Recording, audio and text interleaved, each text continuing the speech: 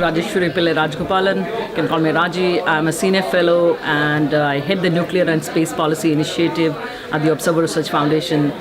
We are a public policy think tank based in New Delhi.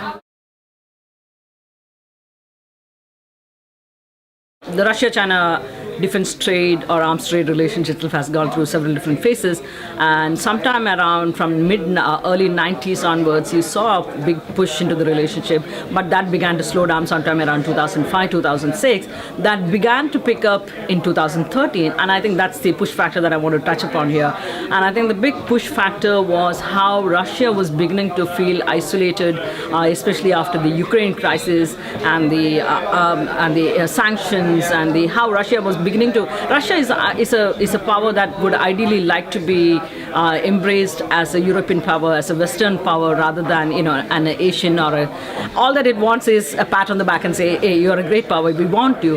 But given the kind of clearly the Ukraine crisis was not something that could have been appreciated in a sense, and therefore the sanctions that followed and so on and so forth. But that has really made Russia a lot more vulnerable, and that has meant that Russia needs Russian experts and others who talk in private conversations, and they clearly say we need a strong voice on our side at this point of time, and that voice comes from China at this stage, and therefore Russia is making every single effort to appease the Chinese at this point of time, and arms trade is one manifestation of that. The other major things that happened in the last couple of years is the natural gas deal, oil deal, and so on and so forth. That again shows how keen the Russians are in pushing for a very close sort of a strategic partnership between the two sides in a sense. I think geopolitical impact is quite significant. First of all, imagine the huge landmass that is coming together with Russia and China coming together. Huge landmass, the population as well as the huge scientific and military technological base that is kind of coming together. The Russians have been, their two strong points are, one is their energy security, which is not right now at the best given the falling oil prices, but the next is the defense and science and technology base that they have, and that's fairly strong. China is rising on that particular domain. They were not very strong on their defense technology base, but they are improving in that front also.